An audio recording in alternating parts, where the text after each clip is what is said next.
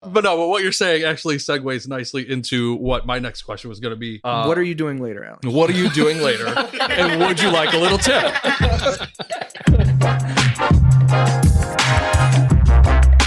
Hey guys, this is Paige Pierce, and you're listening to Unstable Discourse.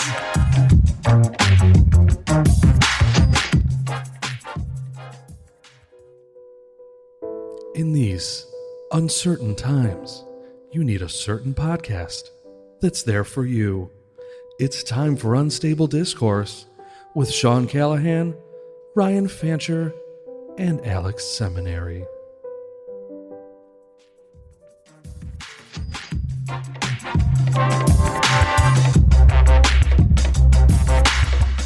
Welcome in to episode 6 of Unstable Discourse.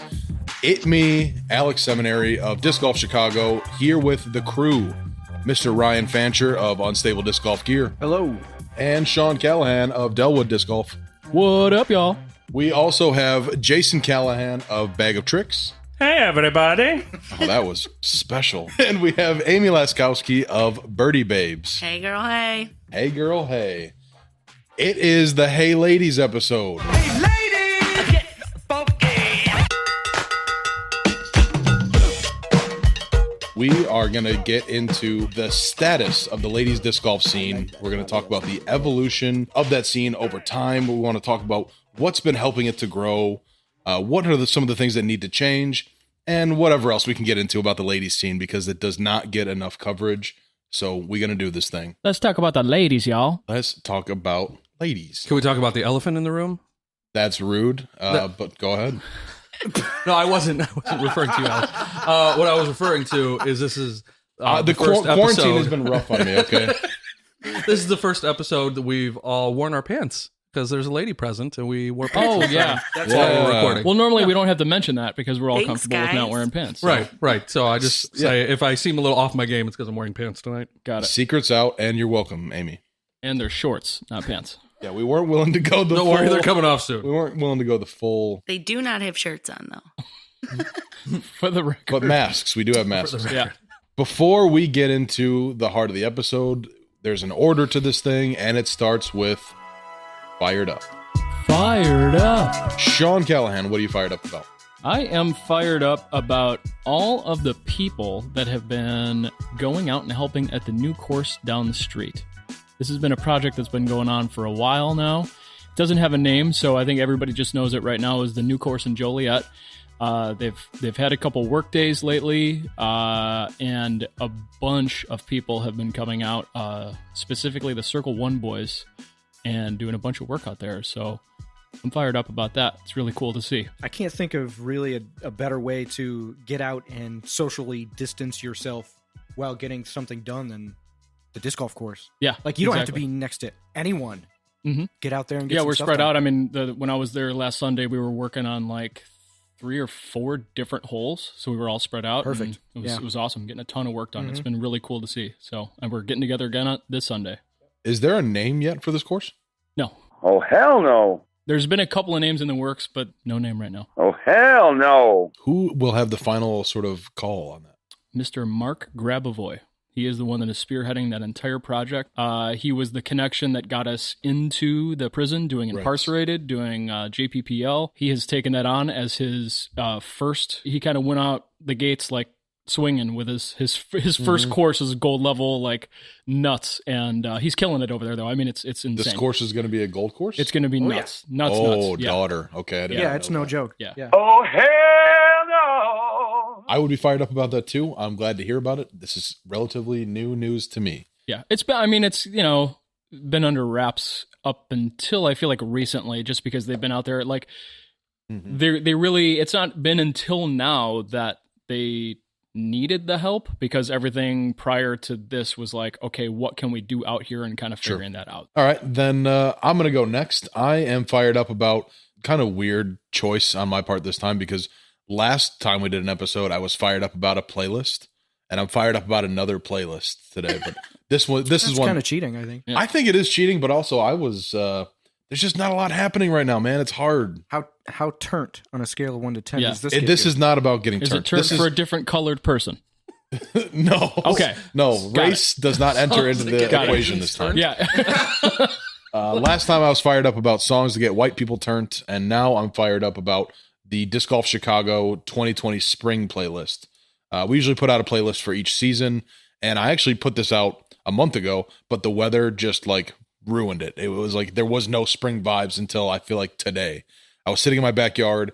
We have this really nice garden, and I just like put the playlist on, and I was like, okay, spring is here, and I'm so excited about it. So hopefully some people check that out. You can find it on Spotify Give us some or on our previews. Facebook page. Give us some Yeah. titles. Yeah. Oh, Hit us it's with almost something. all like, What does it start with? there's nothing you would know. I mean, it's all like lo-fi, hip hop, jazz, like jazzy beats with almost no lyrics. It's just like, Ooh. it's just vibes that you can like play disc golf to without disrupting your card or your game, and also like to work to it. So it's good, like background chill vibes. Think like Jomez type beats. Oh, I like that. I can Yeah. dig it. It's cool. We do one for every season, so now is the right time to listen to the spring one. We'll put a link out for that once all this drops. Mhm. Amy, what are you fired up about? I am fired up about Feather Frenzy, August 22nd. Yeah. Yes. I'm hoping to open registration soon. I'm also fired up about the ladies who are doing match play right now. Janet Hershey, Rachel Braband, and Michele Lopez have organized a ladies match play event, and they're doing it. They're starting this week. Some of and them I love were think it. it's actually, great. were they playing today? Yeah. Yeah, they were some Uh, out today at Delaware. That's awesome. cool. Melissa was playing against. It's the perfect kind of event to be doing right now. It really is. Yeah. I think everybody wants match play right now, so kudos for putting that together. Who did you Aaron, say put that That's together? who it was. Janet and Rachel and Michele. What up, girls? How many women are signed up for the match play thing? I think they have 17 or 18. Get I think Oh, 18. that's Out awesome. of town. Yeah. Mm. That's amazing. Yeah. Yeah. For sure. And there's a 17 handful of ladies. us that unfortunately can't commit Yeah. that would like to. So there Right. could be even So more. we would have even more. Yeah. Mm. It's awesome. It's amazing. Yeah. Good job, girls. I'm fired up for you not having to move the Feather Frenzy. Yeah. It's late enough. Well, it's tentatively going to stay where it is. And that's awesome because Yeah. dealing with all the other tournaments that we've had to deal with, like, Ugh. it's a nightmare. And that's the last thing you guys need. I know. And, I think it's I'm gonna be actually great. going to cap it at 40 people just in case there are still small group gathering restrictions Yeah. or large group gathering restrictions, I should say. Well, you could And- always do tea times like we're doing too. Right. We could do tea Piece of times cake. also. Mhm. What is your There's a lot of attendance? options. What has your attendance been generally? Last year we had the most we've had, which was just under 50, I think. We had about 46, 48. Oh, yeah, it Yeah. was huge. We saw the pictures. Yeah. When Yeah. when is that event, and when was it last year? It's always like around the end of August. Last year we were actually the finale stop of the Midwest Women's Tour, Awesome. which So was cool. super cool. Yeah.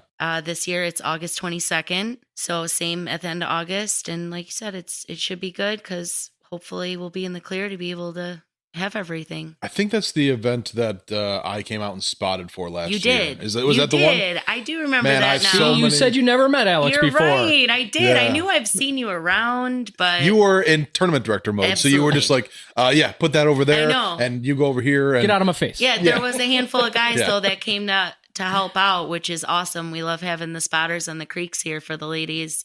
And you did. Thank you so much. Yeah, I wasn't sure if it was that event or something else. It but- was. The only other ones we do are the Women's Global, which was unfortunately postponed indefinitely this year and probably won't happen till next year.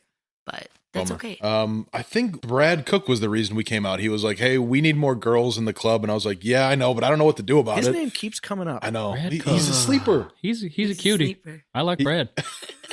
There's a great picture of him on Yeah, Facebook. yeah. I was torn between that or the goofy one with him and his like Movember mustache. I decided to help him look good Give him rather the benefit than of the doubt. exactly. Yeah. He was like, "Yeah, we should go help out with Birdie Babes and like just try and get some," because I don't think we have a female member of Disc Golf Chicago. At least maybe one or two have ever showed up to play one of our events. So yeah, we were like, let's go see if we can Yeah. meet some people and Recruit some babes. Let's Yeah. go talk to the girls on the other side of the gym. yeah, exactly. I have a girlfriend. She goes to another school.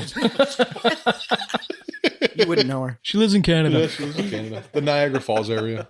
Jason, do you have something you're fired up about today? I want to talk about, we had a serious discussion last episode about the sauces that we eat our chicken nuggets with. Serious. And, Yeah. and I'm man enough to admit that when Ryan said that he mixes his ranch with his barbecue, Mhm.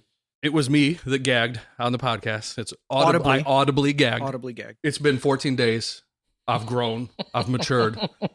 I've tried the barbecue and ranch, guys. I am all about that branch. This is Yeah, not. It is fantastic. It's not the same Jason Callahan sitting here as it was Wow. last time. It is absolutely fantastic. It's great. Wow. Yeah. You got the tang and you got the creaminess. It's the perfect combo. It may be why I'm a different person right now, actually. Because I Honestly, had when it you the last came in, 14 I days. was Yeah. like, you I seem like a floated. new man.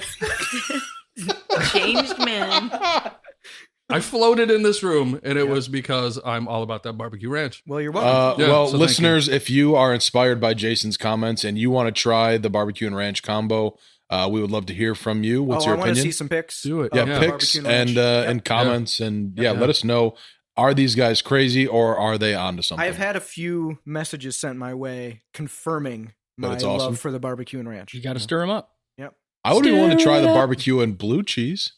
Oh, I'm way down for that too. Sure. Yeah, I'll Absolutely. give that a whirl. Let's get into our trivia winner from last week. Ooh, yeah. So we did things a little different this time. Usually, we don't. I don't think we give clues usually, No, or maybe this is we. our first time around doing that. This is our first time doing clues. Yeah, we wouldn't have had to earlier. Yeah. And Jason, what were the clues from last week's question? Do you remember? So the clues were Shermer, Illinois, Shermer, Illinois. a two-headed director, Mm-hmm. and red apple cigarettes. If you're a movie person, you will probably those are not terribly obscure references. No, if you're a movie it person. only like put them in a direction. It didn't land Right. on anything. It did in narrow it particular. down a bit. Yeah. If you figured out what those clues were references to, then you probably would have gotten close to the right answers. All the guesses did. Yes. They were in the ballpark. Red Apple Cigarettes is a brand of cigarettes that Quentin Tarantino puts in all of his movies. Mhm. Shermer, Illinois is a fictional town that, is it John Hughes, the director? John Hughes. Yeah, there are Hughes like man. 10 or 11 crazy famous movies. Rest in that peace. take place Yeah. in Shermer, Illinois. And- yeah. He died on my birthday. We're connected. Oh, Oh. is that? Oh, John Hughes died on my that's birthday, why dog. that was your okay. Okay. 2009. And the two-headed director is the Coen brothers. Correct. That's So- in the Hollywood circles. That's what the kind of their nickname. The Coen I did not brothers. know that. Yeah. If you ever see an interview with them and the way they talk, it sounds like one person because they just, when one stops, the other one starts. It's very weird. And it became very apparent to me that's why they were called that after you mentioned it Mm. and I started watching it. It was, I Interesting. had no idea. they're weird dudes to begin with. So, Well, you can't make genius pieces of art without being a little weird. Correct. So Gotta be weird. yeah, totally. Our favorite movies. Shermer, Illinois. Sean Callahan's favorite movie is, The Breakfast Club. Mm. and Ryan, the two-headed director. Your favorite movie is, The Big Lebowski. Fantastic. and mine, Red Apple Cigarettes, was Pulp Fiction. Mhm. So we did not get a ton of guesses for this week, probably because it was a little more on the obscure side. But that guy, Kyle Greenfield, nailed it. He might have been the second guest to come Yeah, in, he was the and second. he guy. got It was all pretty three quick. correct. Yep. Wow. And I think the first guest that came in, they like got the hints. Yeah, like they were close. They were in Yeah, the they right were onto lane. something. They Yep. just didn't guess correctly. So, Yep. shout out to Kyle Greenfield. While we're on the subject, he has made at least 2 different comments about getting a tattoo live on the show, which I fully endorse. I The think we- logo. The logo, right? If he's willing to get the logo tattooed, I think that's What's this if stuff? If he's gonna, if he's, I'll it's pay gonna for get a it. It tattoo still on sounds his Kyle, arm if you're and be listening, the I logo. will There's no pay doubt. for you to have that tattooed on you permanently. I was going to say, if he gets it, I'll get it. Oh, Shit. that's If weird. he gets it, Ooh. So I don't know if I want to commit to that, but I'm leaning in that direction. He'll. Are we doing He this? will do it. I don't know. is this happening? I don't know. We'll see. I know a guy. Kyle would do Ooh. it. I think it's gonna happen. Okay, I'm crazy enough in the moment to say I'll do it too. Yeah, we'll discuss. I'm due for another tattoo.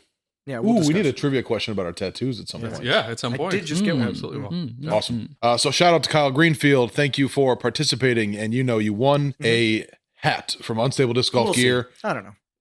We'll see how Ryan feels. I don't know. You can either pick that up at the shop or order it on the website or message us. You know how to get in touch. Mhm. So while we're on this topic, though, what do you guys think is the best porn parodies of your favorite movies? I don't know of any Pulp Fiction porn parodies. I'm sure they exist. Pump but Friction. It exists. Pump Friction? Pump Friction?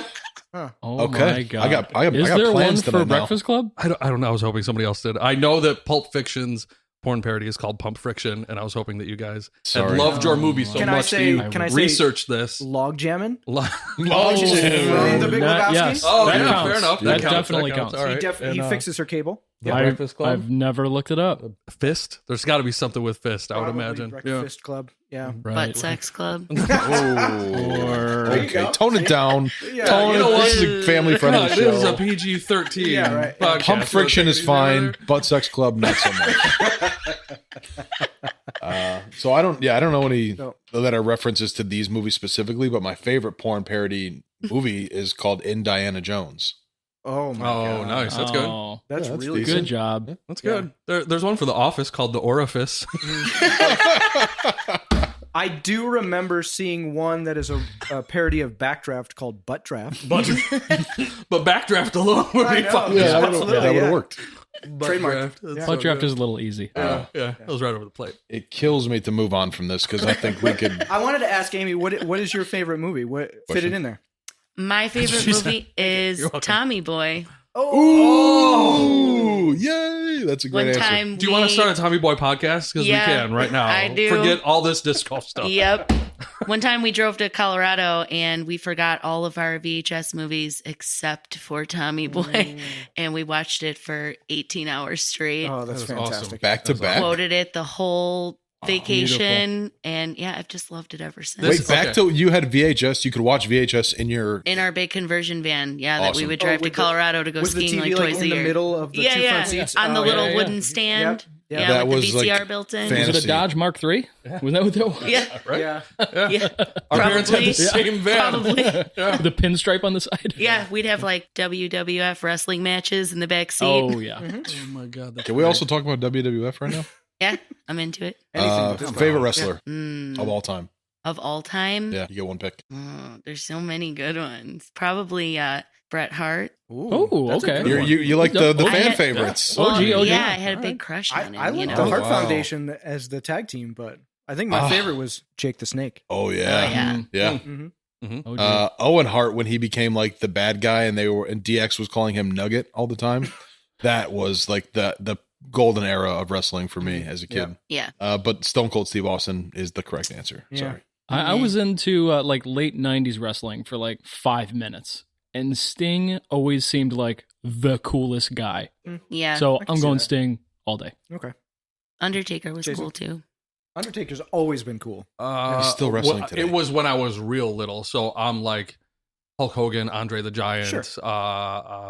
What's the dude that had all the tassels that hung off? Of him? Randy Ultimate Warrior. Savage. Ultimate Oh. Warrior, yeah. I those saw- yeah. Rest in peace. Andre the Giant and Jake the Snake and In a porno. no live with Hacksaw Jim Duggan in Binghamton, New York when I was very little. And That's some shaped serious part star of my power. childhood. Banghamton sounds like That's the the porn- title the of the porn porn. title. Banghamton. Yeah.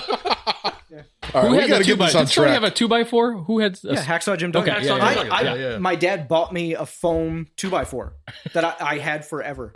This was my favorite total diversion side route that we've Oh, ever gone we down. are so far from disc golf. Let's get to the calendar rundown. It's the first time in a while that we have had some stuff to talk about. Life is not nearly back to normal, but we're looking like it's coming soonish. I know Sean has a pretty cool event to talk about. Oh, he's going to get the paperwork out. Grid paper? Nice. It was all I had. I was going to commend you. Speaking of calendar, Quarantine Qualifier went live tonight, 14 minutes ago, and it is just about halfway full. Yeah. Can you tell me about the quarantine qualifier? I keep seeing posts. I'm so busy. I haven't taken the time to learn. I just assume it's something I'm going to play, but can you tell us about it? Absolutely. So, with all these tournaments that we had No, lined thanks for up asking. that are being postponed, I still wanted to be able to do something within the parameters of what we're allowed to do. Mhm. And I was like, okay, if we do tee times and we split up the divisions on different days throughout the month of May, we should be able to do that. So unsanctioned, 1 round. There are 8 divisions. We have MPO, MA1, MA2, MA3, MA4, MA50, FA1, and FA3. They're going to each be playing on a different day, weekend day in May, 1 round. And those will be paid out. So you're going to play that 1 round. You'll get paid out top 40%. The winner of those divisions is going to go into an 8-person bracket on the 30th. And that'll be quarterfinals, semifinals, and then down to a final 2. And we'll do Facebook Live for those final 2. Ooh, okay. Awesome. And nobody's going to know because it's literally just going to be at the shop. You're going to hand in your scorecard after, because it's all tee times every 10, 15 minutes. Well, now we're going to do like every 5 minutes because we have to do twosomes. But after you turn your card, you get you out have of to here. leave. Yeah. So nobody's going to know where they're sitting in the ranks in their division. And I mean, some of these divisions are 52 deep.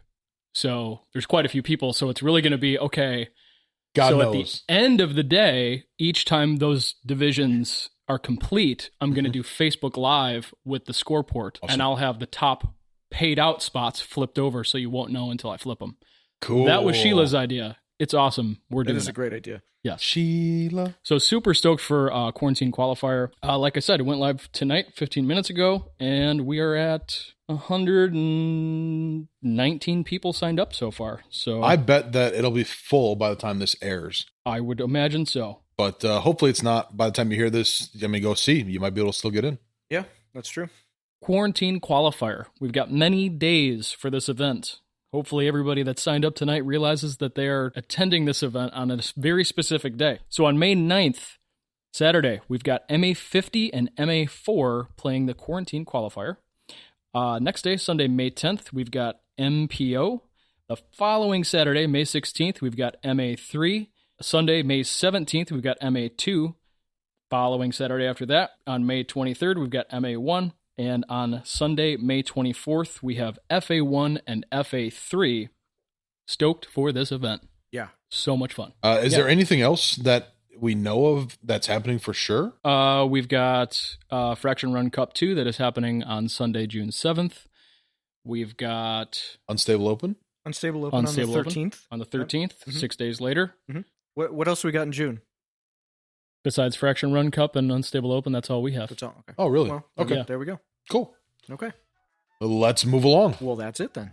All right, let's move on to that very popular part of the show, the local route. We're going to talk about people that deserve a shout out, people in our local scene that are doing kick-ass things. Sean, why don't you kick us off? Absolutely. So I am, this kind of ties into my fired up a little bit. So Mark Grabavoy's killing it over at the new course, but his right-hand man is Mr. B, Steve Behrens, and he is absolutely killing it out there. We were there on Sunday, and that guy just never stops moving. I mean, he's always working. You could see, like, in his head, he's planning the next move, and at the end of the day on Sunday, we were all kind of sitting around, and he was still up on one of the greens. I believe it was for hole 12, and he was still going at it for hours and hours. And Awesome. I know that I think Mark is now around 1,000 hours, and Steve is around 800. They're logging all the hours. That's legit. Wow. Yeah, 1,800 hours between the two of them on this new course so far. I'm glad they're So- doing that. And People, every people need to second- understand. Every second Steve Behrens is doing something, he is enjoying it, and he's Yes. got some kind of smile on his face. The positivity Like, that emits from that guy it's a beautiful thing. Give me 5% of that. Yes, Whoa. he's amazing. So super stoked. It's kind of a two-parter. You know, it's also Mark, but Mr. B, he's and he's also reaching out to all the groups too, which I think is kind of cool. Yeah, he's That's posting kind of all the like time. Yeah. that's kind of his thing. As where Mark is a little bit more kind of backseat, which is totally fine because that's a good duo to have. But reaching out to all the younger guys and saying, "Hey, come out and help us out." So I mean, he's the reason why I was there because I would have never known if Mr. B wouldn't have told me, "Hey, come out and help us." So pretty awesome. Yeah, we're lucky to have that. Ryan, do you have yours figured out? I have a local route. That's surprising. Shut up. Wow. Look at that. Look at him go, guys. I had one. Hey, good job. I've had one for like 24 hours. We've mentioned his name before, but Clayton Roberts, what's his last name? Bilfus? Bilfus. The Rooster. Yeah, the Red Rooster. See? Ties See? together. Dude, did he See? used to wrestle in the 80s? Dude, he may have. He would tell you yes if you asked him. But the Dave Reed Memorial was not able to happen because of all of the junk going on. And I don't know if he had any help in this, so if he did, whoever that is all tied into this as well. But Clayton put together kind of a do it on your own, go play the course in Batavia, log your score, here are a couple days or 72 hours worth or whatever it was, and then they kind of had their own little virtual tournament. You would go and actually play the course and then bring it back. I was able to catch it in time because Sean and I would have vended for that and handled all the payouts. Unfortunately, we weren't able to go either, which we were both super bummed about. But I caught it in time to say, hey, at least let me give a couple hats away or something. Like, let me be a tiny part of this. Sure. And I was able to get it in time. They did a crazy good job. There were a ton of people that went out, some screaming scores. I know Dan Schlitter went out and shot like a 50, and he was one back of Danny Beauchamp, who took it down with a 49. And it just sounds like the perfect situation. And the way that Clayton wrapped everything up sounded like, I didn't know Dave, but he would have very much approved of trying, to do whatever you could. Good for them to put that together and kind of get things going a little bit in times like this. Yeah. Clay runs Skulls, doesn't he? Or he's at least an important part of that, right? He's a Skulls boy. Yeah, he is a Skulls boy. I don't know how much involvement he has with the club, but I would assume so. Yeah, I'm not sure. I know. I don't know a whole lot about them. They're very mysterious. Mysterious.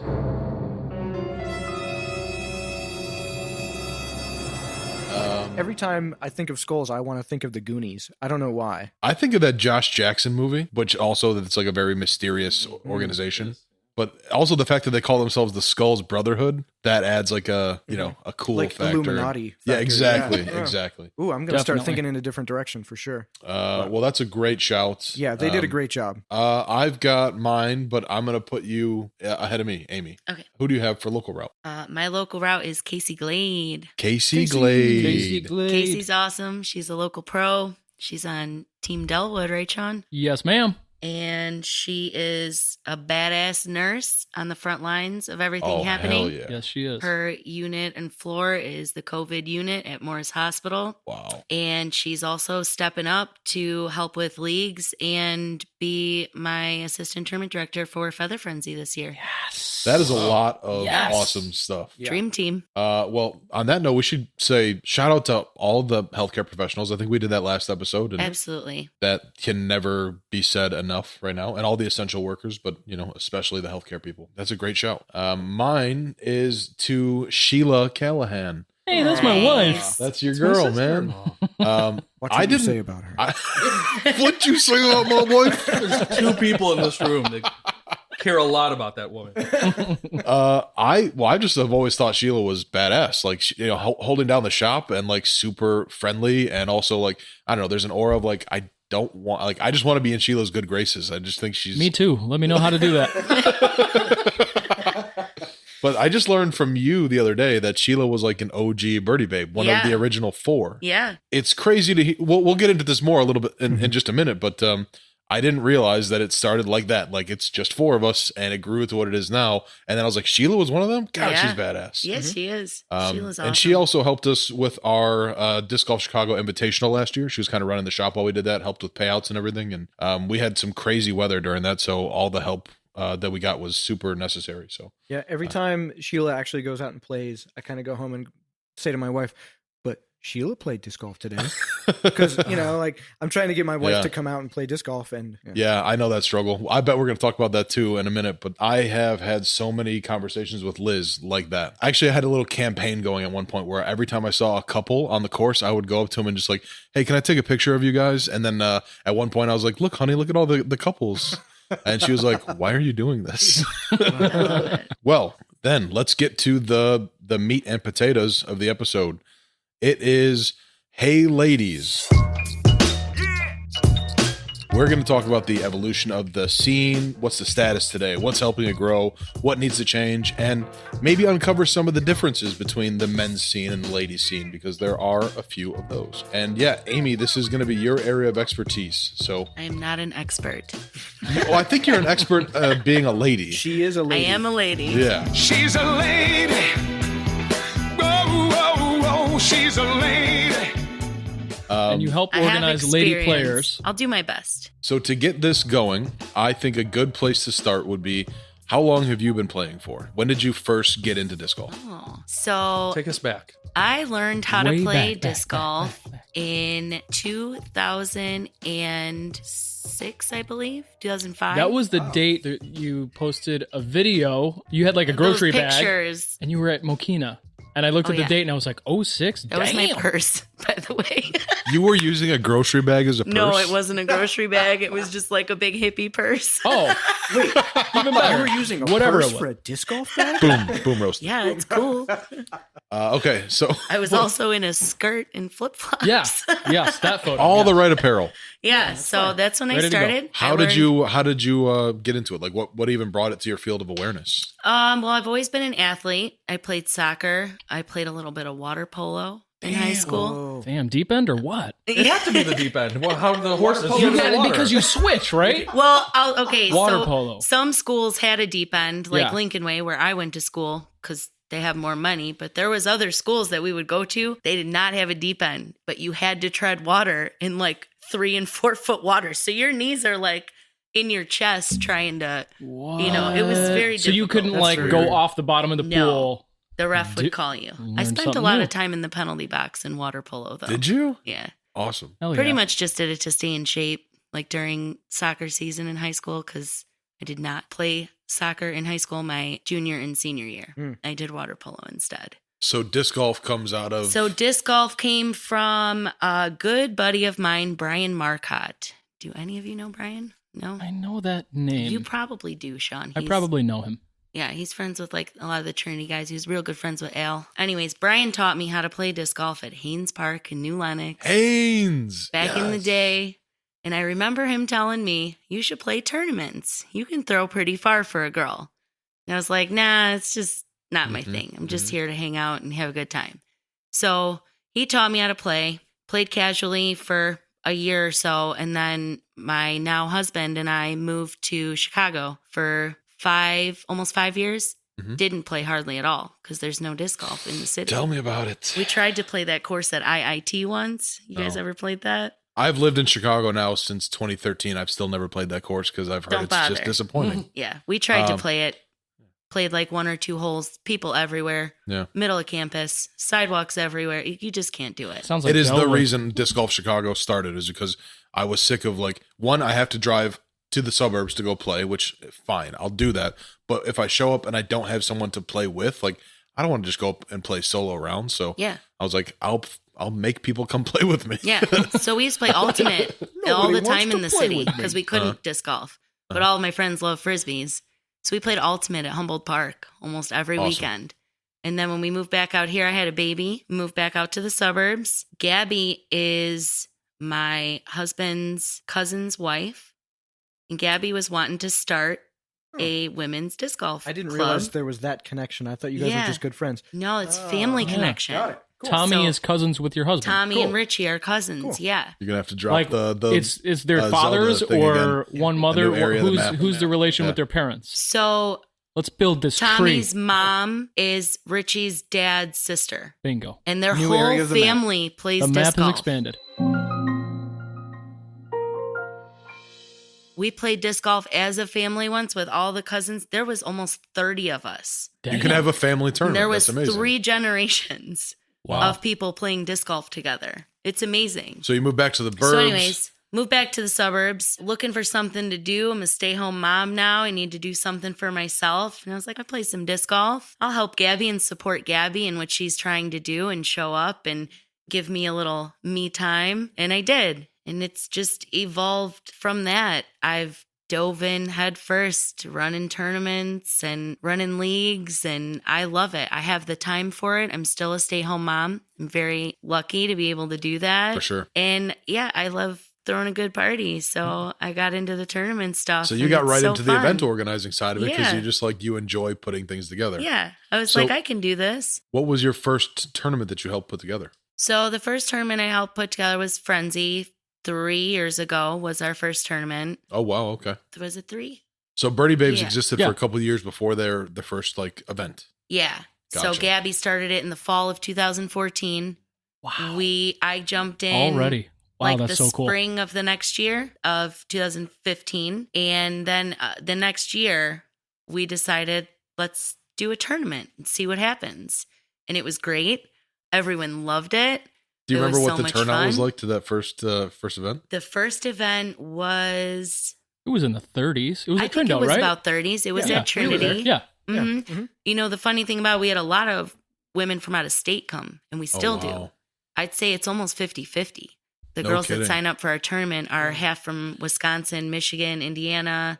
I remember not Wisco girls recognizing go hard. any of those. Yeah. They come down, they go hard. Can we talk about why that is? That's it's an interesting thing because that doesn't happen with like Right. it doesn't happen with the men's I think tournament. it's just because the events are few and far between, right? That are That's lady the only specific. women's Yeah. event we have around here all year. Wow. And in other places, it's pretty much the same. So I think that's why the Midwest tour is really cool because it's not that far. You Mhm. can go to almost all the tournaments in just a few hours drive and be part of a whole tour. And every event you go to, there's, 40, 50, 60, 70 plus women. And Yeah. it's a great feeling. And for us, we have to travel, to get to those Mhm. sold out events. Awesome. I'd like to see more sell out here. Yeah, really. Well, Well, yeah. maybe we'll have to change that in 2021. Maybe Yeah. I want to do PDG some will more do events an next all year. ladies. hmm Yeah. Should do This something year's like that. kind of hard. Last year was kind of hard. I had a baby. Me and Gabby actually had babies within 5 days of each other. What? So last year for leagues was interesting because it was hard to commit to being there. And then this year with everything going on, it's tricky. But Mhm. I want to do more. I want more events for girls. I want to do more match play events. I want to do more unsanctioned events. Love it. I think those are things that really bring women Yeah, they do. to the sport. Totally. And if we're talking about growing women's disc golf, right? Yeah. It starts with putting discs in hands of women who've never played. How do we do that? I think there's a lot of good ways that we do that. I think You said doo-doo. doo-doo, doo-doo, poo-poo. Dookie. She just had a kid, so she. Dookie fingers. Yeah. Doo-doo is. No shame. Yeah, it doesn't even phase her. Yeah. Okay. Sorry, let's get back. No, it's fine. Putting discs in hands. Of women who've never played, right? That's how you're going to grow it. Like having more tournaments and stuff doesn't necessarily mean you're going to get more women Right. that are tournament ready to come play tournaments. But I think it starts with events like Prison Putting League and any indoor putting leagues where they're trying to make Where a they can 30-foot relax. shot. Yep. That's it. Yep. Yeah. And even if they throw that disc 50 times, they're probably going to make one of them. And it's that one shot that you make that you're like, ooh, I want to do that again. I think I can do that again. So it's kind of like a low pressure, mostly fun. There's a real social element to it. Yes. And you can say, hey, you can come like check this event out. Even if you don't want to play, just come along. Yeah. And kind of soak up the energy of the And of the it's thing. co-ed. I've learned over the years that women like that. They like to be able to go to events and things with their boyfriends, with their husbands, and do things together. Yeah. So I think those kind of things are what women should be playing to get introduced to disc golf. I really like the idea of the unsanctioned tournaments being Mhm. more of a focus because, I've been trying to get my wife out to play. There's no way I would sign her up for a sanctioned tournament. No. Sure. Like, No it way. just doesn't make any sense. But when there's no pressure and it doesn't matter and you guys are just out to have fun and play disc golf and, like, play in a tournament, get the feel for it, but it's not going to penalize you in any way in the future. Who cares? Yeah. Right? Right. Have a good time. Right. So that's a great idea. Yeah, I think unsanctioned events are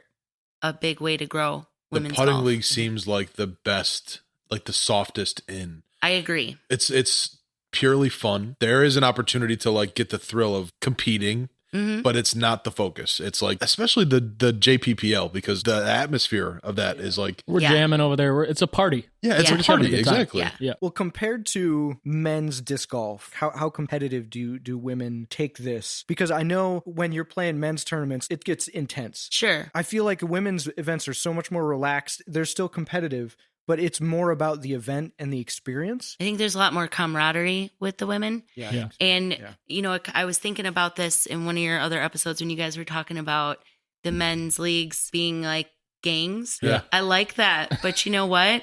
We can't do that as women. Yeah. We kind of all have to be on the same You're team. one gang. Yeah. Yeah, we're like team women. Yeah. We can't really split off into different, even like the Dolls. I love the Dolls in Wisconsin, Jenny Sanfilippo's crew. Yeah. And even when we get together with them and play with them, like, There's no amount of like, we're going to beat you. Or yeah. Nothing. I mean, I'm sure it's there. Obviously women that compete have that competitive nature, but I feel like there's a lot more empathy oh, yeah. when you're beating someone or, I don't want to beat you you, know. too bad. yeah, you still want to be friends after, Sure. but there's women that are competitive that want more of that competitive nature from it. I would say from the very limited experience I have, like I said, I went to the One Feather Frenzy, which is, I think, the only all ladies event that I went to. And just the players meeting was such an eye opener. I literally walked away from the players meeting and I was like, nothing like that has ever happened at one of our events, where they literally spent, the players meeting was basically everybody like complimenting each other and telling stories about like things that we can all relate to and like building each other up. Most of our players meetings have like one guy speaking, everybody in the crowd is harassing him, busting his balls while he's trying to get through the thing. And like, and then half the people don't know what the OBs are. Right. Yes. Yeah. I feel like it's such a precious thing though, because we only have that one event every year to look forward to, that we're like, we just want to soak it all up and make the very best of it that we can. I think a lot of guys would not admit that that would be a good thing for us, but I think that would be awesome. Well, to just like get everybody together and like be a lot more positive. And do you want me to run a men's tournament? That could be. Well, that's actually, it's funny that you say that, because that was going to be my next question to you is it weird for somebody like myself who puts on pretty big unsanctioned events, if I were to do something for the women, would it not have the same feel? No, I think it would. I think the women are what bring that feel and bring that vibe. It's just how we are, whether we're at leagues, whether we're at a tournament. It's always the same vibe. Everyone's always complimenting and high-fiving and, dude, that was a great shot. And, you know, it's just, we're just all really good friends too at this point. We've known each other for a long time. There's only a small core group of us and we're like sisters, you know? Yeah. Do you think that the way that men like to give each other a hard time and maybe are more competitive, do you think that discourages some girls from coming out and playing the mostly male-dominated leagues and stuff like that? Sure. I can speak from personal experience that I have felt that way about going to play at a men's league and being intimidated by, you just feel like you're always trying to catch up. We can't throw as far as you guys. We can't, it's like, it can be a little discouraging, but I've done it. And it's fun. Okay. And I still recommend overcoming those fears and just get yourself out there and do it. That's why I like those putting league type events, because there isn't that, strong competitiveness there. It's interesting to me because when I try to think it through, when I try to wrap my head around the whole, everything in that package, it's like I can't imagine a dude like playing on a card with you in leagues and like out driving you and then turning to you and being like, what?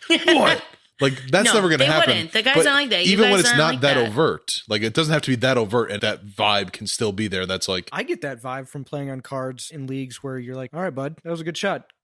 Chill out. Let's go walk to it. What's the big deal? Sure. Yeah. So I can't imagine how some women feel if they're not used to that league, feel or whatever. Yeah. Yeah. That's why we like to make our leagues fun too. We do things like the dot game, which I think is a great example of being competitive, but also just being inclusive. Yeah. You got to go back. The dot game is if you miss your putt, but you hit the basket, you get a dot.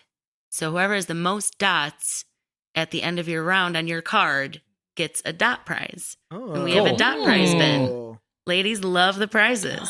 We do lots of prizes. Stealing your ideas. I wanted to steal some ideas from the last event I went to.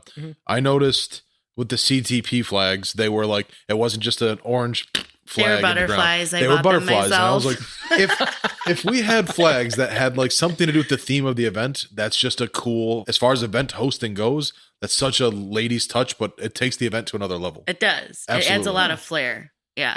And then we need more flair, guys. Yeah, more flair. Step up the flair game. And then you also had a thing where there were certain CTPs that were only available to people if they brought a snack. So if you'd contributed something, then you're able to play for this prize. So it was actually a little different. They were handmade goodies that people made. They were available to everyone. Oh, I see. But we had one on every hole. So the first round, we did baked goods for all the CTVs, for all the divisions, and then we all shared them after in true ladies fashion. That's awesome. Love it. I mean, the guys kind of do that in a way too, but it's not as obvious. Some people, if it's doubles and you hit the ace, you split it with your partner, and there's all sorts of stuff like that you do. It's not as celebrated. As nobody wants to admit that we're doing things to be nice to each other or because it's right. Yeah. You don't want to get too close to feelings, that's weird, this right? is disc golf. Yeah.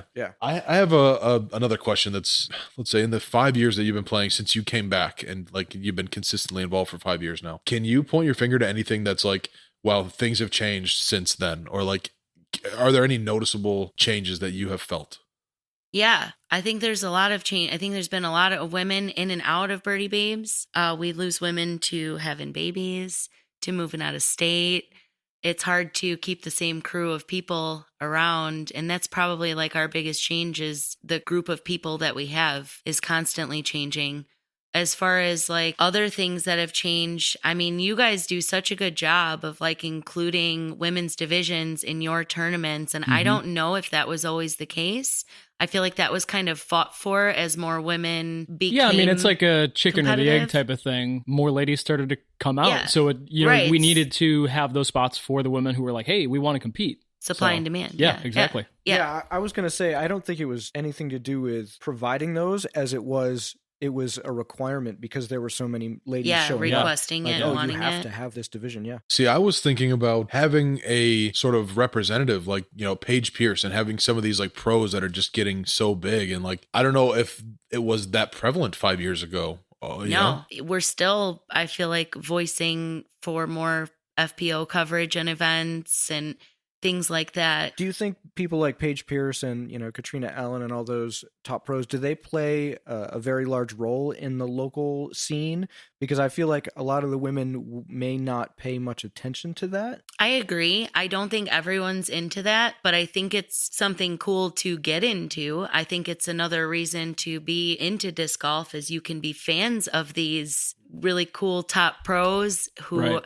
are doing big things and making their name known. And Paige Pierce is, she's really paving the way with, everything that she's doing and with her contract and money. And I mean, there's just a lot to look up to. It's really inspiring what these women do for themselves, for disc golf, for women in general. It's awesome. That's kind of what I was wondering if that's like, does that really make a difference to how you guys feel about the sport? Because I don't know about you guys, but like seeing there's certain pros that you see and you're just like, man, I love that dude. Like, I just respect what he's doing. There's certain pros that you can really connect with, like on a personality wise. I would love to just like play with that person or hang out with them. And if there weren't many of those FPO options before, but there are now, that seems like a very important thing. You mentioned the inspiration, and I think just as much as hosting the right kinds of events, having the right sort of people to look up to, that might be another like chicken or the egg kind of thing, but that seems very important to me. Just guessing. Yeah,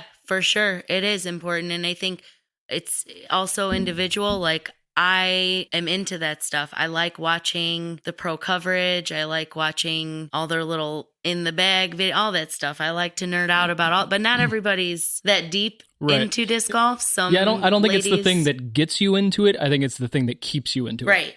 For sure. For both sexes. Like, I know so many guys that have been coming out here for 3 or 4 summers that, they play and now they're coming out to bag tags, and I'll talk about pro disc golf stuff and they'll be like, oh, I don't watch that.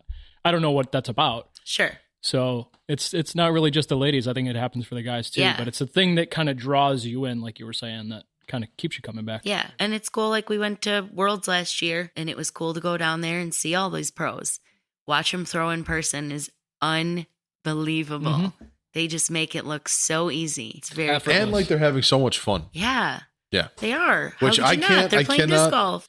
I cannot imagine performing in front of the kind of crowds at like an event like Ledgestone, watching her do that in front of those crowds and making it look so effortless and having fun, like just chatting with her friends too while the round is going on. Like, super inspiring. Super cool. Yeah. I think a lot of them are really cool people. What do you think is necessary for like the next sort of stage of growth? So like to reach the next level, what kind of things do you think would help to make that happen? As in like, what needs to change for us to get to that next level? So can I add something to be more specific? Yeah. Would you prefer to keep women's disc golf segregated out? Do you want that to continue to be the future? Or would you like to see where it doesn't necessarily matter what the gender is?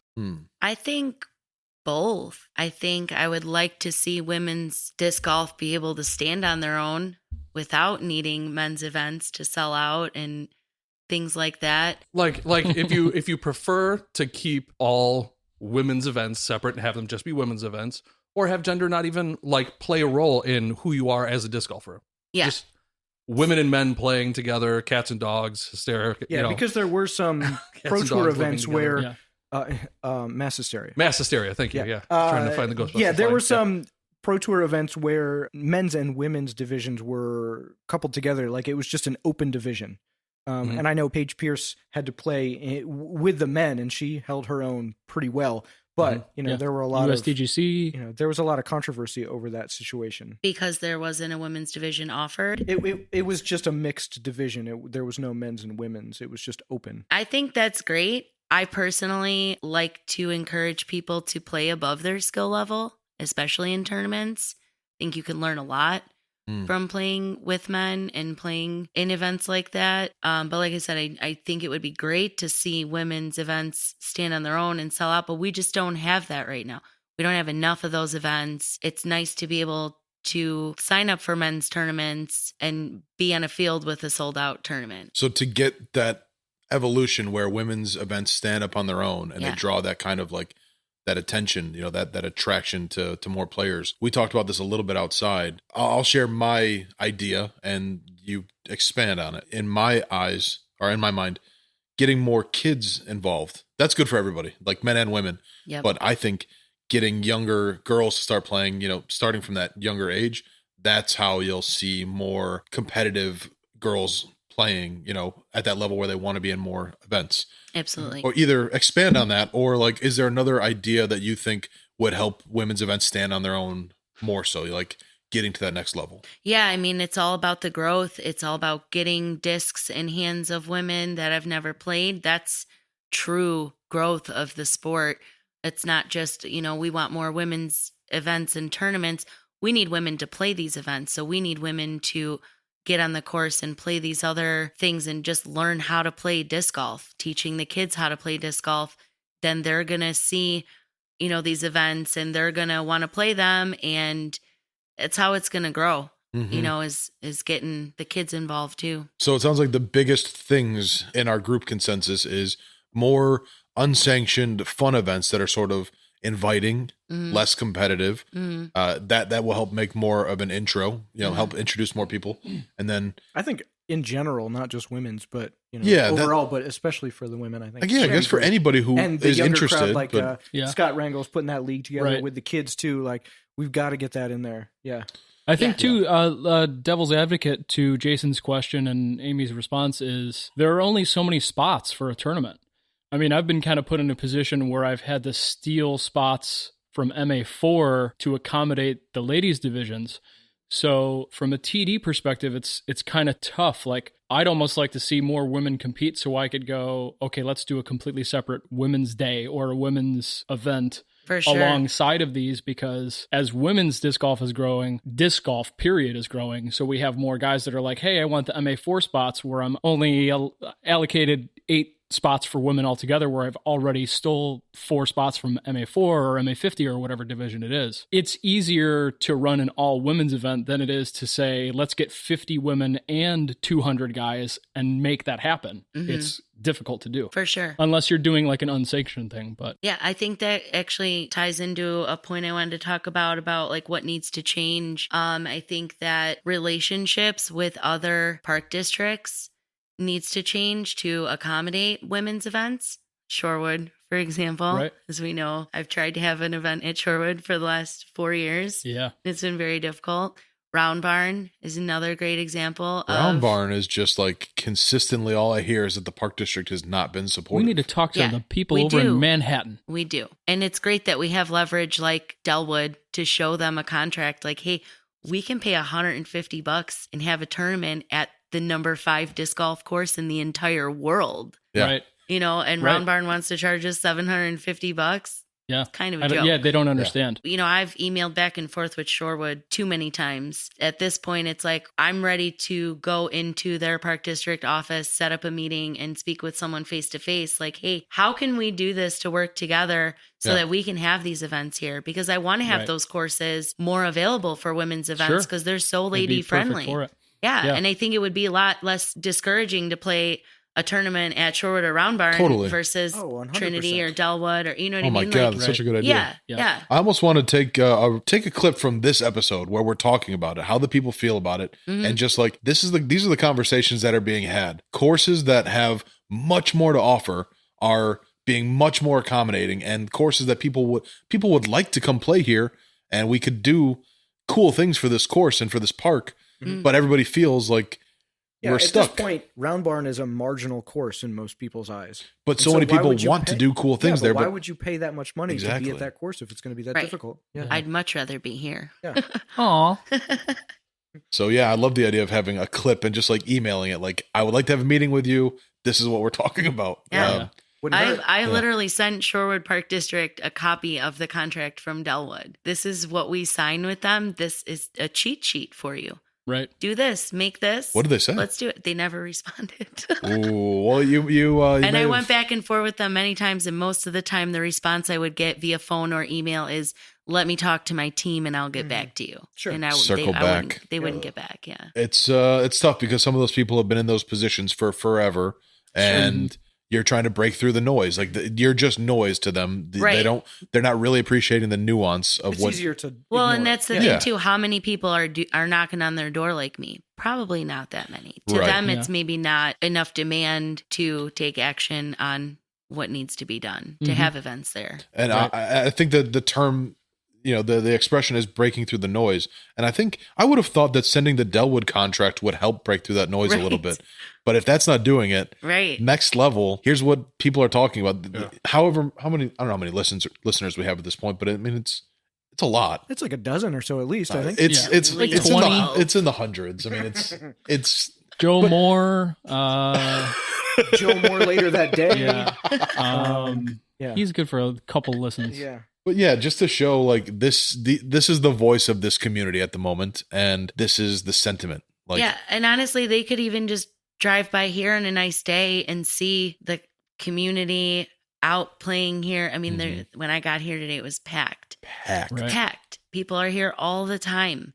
Yeah. So if they see that and they see, wow, if we put more time into these parks like that, we'll get our community out playing disc golf and being more active. There's so many positive things that come from playing disc golf.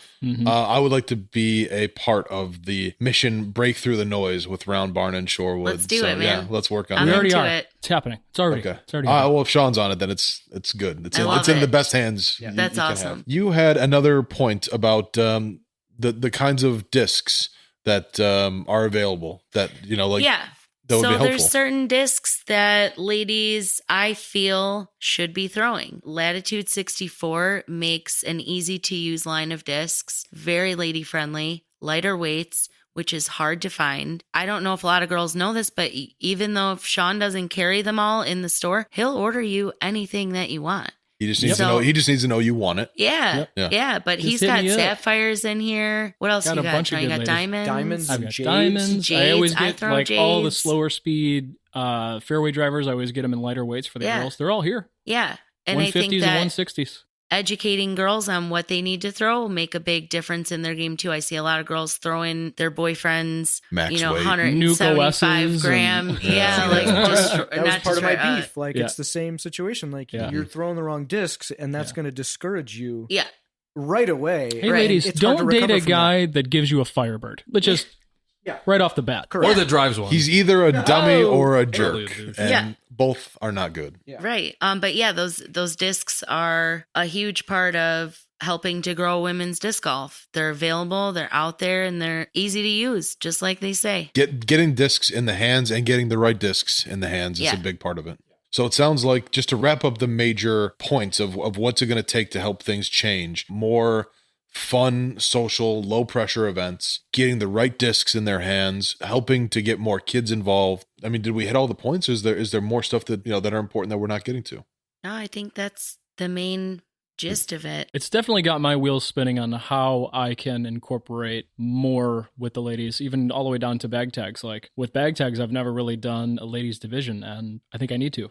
Yeah. I mean, just tonight, with Quarantine Qualifier going live, I'm going to list off some names of the divisions that are filling here. If you're not on that list, you better be. FA3, just in an hour and a half, we have 7 out of 12 girls signed up. We've got Brittany Sands. We've got Brittany, I always just say Brittany V because she's got a really long name. She knows who she is. Erin Havoc, Jenna Thiessen, Jessica Del Rey. I don't even know who that is. I don't either. I know everybody, love it. and I don't know who that is. Rima is signed up. Cheryl Swan is signed up. Allison Pern, she's another one. She's like a north side kind of, she's like hitting it hard. She's awesome. She's awesome. Yep. She's awesome. Janet Hershey, of course, and Michelli are all signed up, and it is fantastic. So Yeah. just kind of really is starting to open my eyes that I need to do more for the ladies while I'm doing things that I'm Yeah. doing. I mean, the girls are always On signing the up for weekly your basis. tournaments. Yeah. I think they were the first divisions that sold out in the Old Oak warm up last year, right? Within like minutes. Yeah. Yes. Yeah. Yes. So they're there. They want to play. They're out there. The wheels are spinning, ladies. Reel them in. I'm on DG scene right now. I'm just registering for the quarantine qualifier. Get And on. I noticed the top level of donation you named stimulation. Yes, I did. Stimulation. Awesome. Okay, I'm signed up for that. I also want to mention that typically we do Birdie Babes League nights on Tuesday nights. And this year we are changing it up to do it on Wednesday nights with the J-Town Handicap League. Oh, Awesome. So I think whenever that does get going, I'm hoping that that's going to grow women's golf too and have women coming out with their husbands, boyfriends, stuff like that. You know, again, those events where they can go together, leagues they can show up together. It eases that little bit of nervousness that someone might have who's never played with a league before. And it's a great time. Jesse runs the Wednesday handicap leagues, and he's awesome. He's super accommodating and helpful. Jesse's the always best. to the women. Yeah, he is. Quick shout out while I'm looking at all of the lists here for quarantine qualifier. So when you signed up, there was also another option for you to donate some more money to the Delwood Course Fund for the awesome projects I've got coming up. We had a $5, $10. You were naming that the top tier of the donation was $100, and that was called stimulation. There was one person that did that. Who was it? Mr. Jeffrey Svakoda. Jeff Svakoda. Jeff Svakoda dropping 100 bones on the donation. Thank you, Jeff. You are amazing. Total, as of right now, Unreal. with 169 people signed up, there was an additional $810 that came in from further donations. So you guys are absolutely amazing.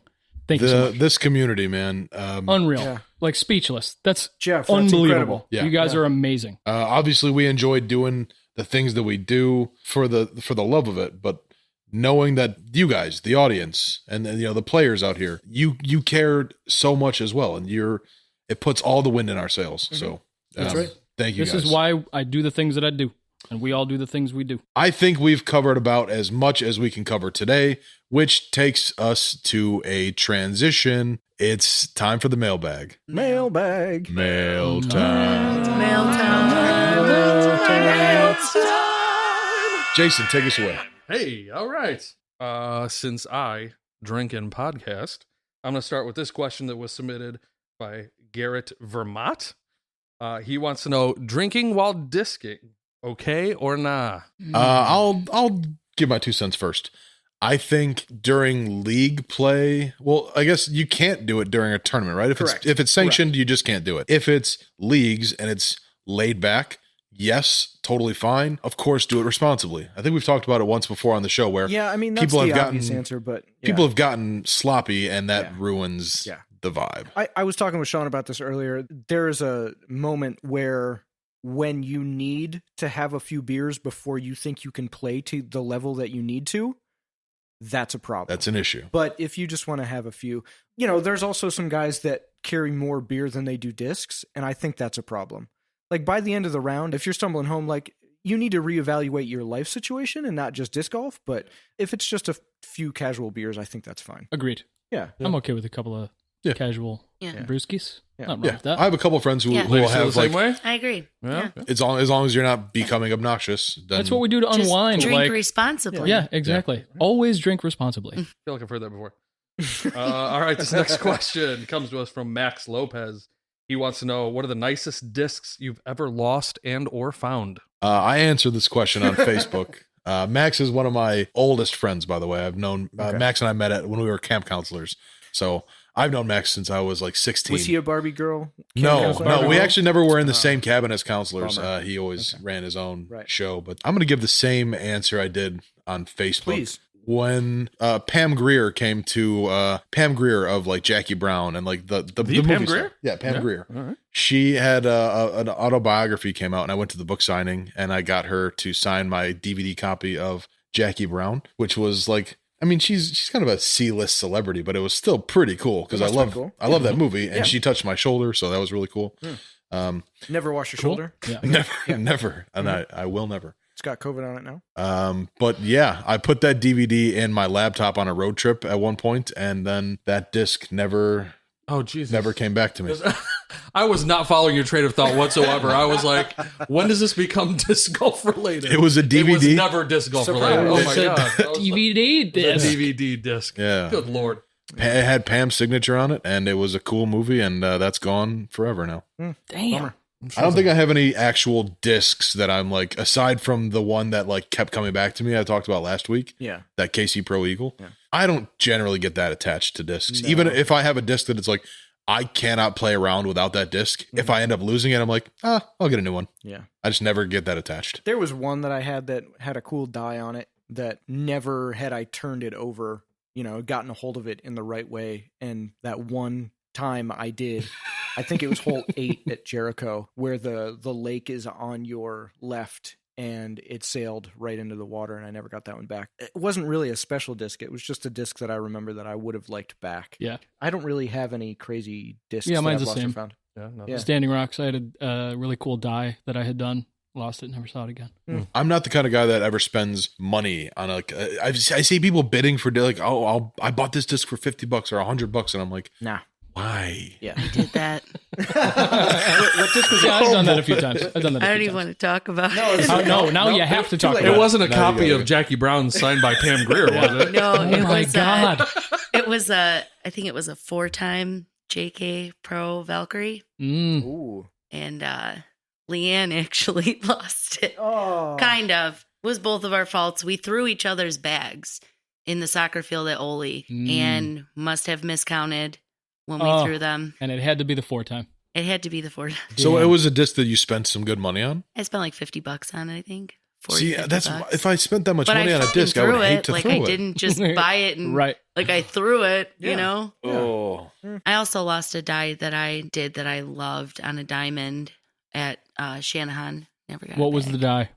I did it myself. Yeah, but what was it? It was like tie dye kind of. Oh, cool. All bunch of colors. Kind of looked like some little brains on there. I tried to do the brainwave Yeah. dye TM. effect on it. I Yeah. used hair color, Nice. but I loved it. Thing flew like a dream. Never got it back. All right, next question comes to us from Dick Pilch. He wants to know the best player you ever got to play with, whether it's pro or amateur. Ricky Wysocki. Same. At the, what was it called? The Saki Bomb Challenge? It was an event here. He played one hole with everybody. I think it was hole 8. Yep. And I asked him to throw the arrow be arrow, and he did. And he did. almost deuced with Yeah, it. that's right. It was That's that so you did cool. that. That's Yeah. I remember him. I think I have throwing video it. of that. I forgot. That You it was did, you, yeah. and I asked him, like, because I was recording as well, and I was like, I know you have a Discraft, or he had a sponsorship. I forget who he was playing. Must have been Innova. Discraft. Innova? Innova. So he had the Innova thing, and I was like, is it going to be bad for you if you're seen throwing another manufacturer's disc? And he's like, I don't know, but probably don't put it online. And I was like, no problem, totally understand. And before that hole was over, Sean posted it online, and I was I like, don't give a shit. I was Ricky. like, if Sean posted it, then I'm going to share it. So Yeah. I'm free of Ricky slept at my house multiple times. Don't worry about it. Cool. So yeah, that was pretty cool. And when I first started to get into like watching pro coverage, he was the first like predominantly sidearm thrower that I ever saw. And I'm a sidearm thrower. So I was like, if I ever got a chance to like play alongside that guy, would be the coolest thing ever. And then it happened like, That's years really later. So cool. that was pretty cool. Yeah. That's super cool. I don't think I've played on a card with anybody like that, but I do remember playing with guys like Steve Ratchin and some of the higher end MA1, MPO guys, and just not holding my own and thinking, wow, they make it look so much easier than I am making it. It wasn't the distance, and it was more about how much more accurate and how many less Smoothness. mistakes. Yeah. It was I let it go a little too far to the left and it's tagged a tree. And they were like right down the middle, right where they needed to, every single time. And it's more about consistency. And that's what really got me with the. I'm actually going to go amateur player. How was it worded? Amateur He was or the best. Amateur, yeah. yeah.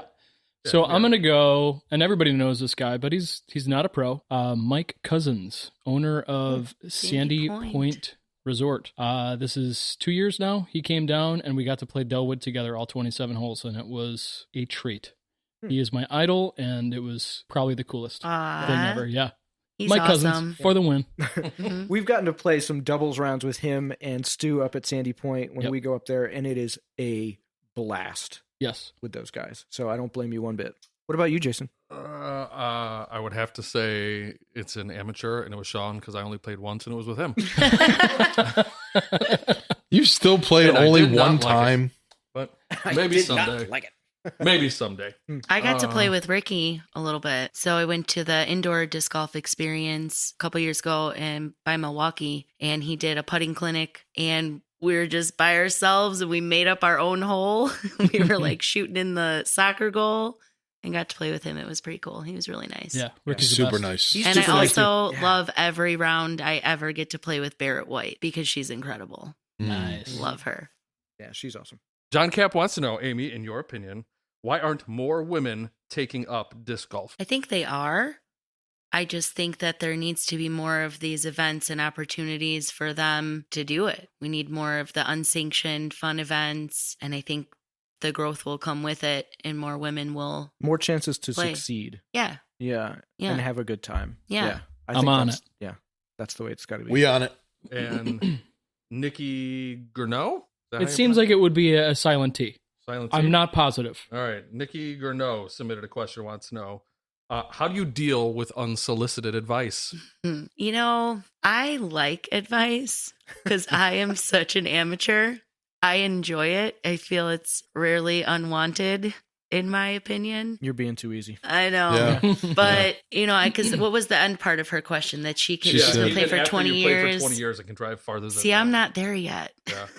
Yeah. I'm not there yet. But you just take it and roll with it, I guess. I want to know how Nikki deals with it because it sounds Yeah. like she has some. She's got ideas. issues. Yeah. Yeah.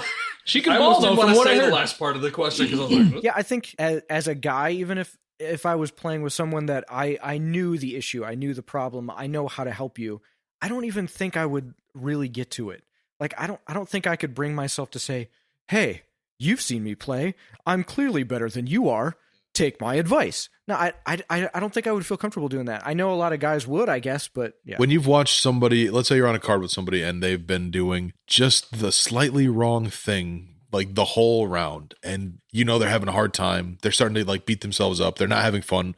I guess that's the point where I feel like I'll step in is if they're getting obnoxious about not doing well. Struggling. Yeah. And it's like we all feel the struggle. We all feel you struggling right now, and like either we can just keep feeling it, or I can try to offer a little nugget of like, hey, would you if you want, I have a little tip if you want. At that it's point, also a good line to pick up chicks.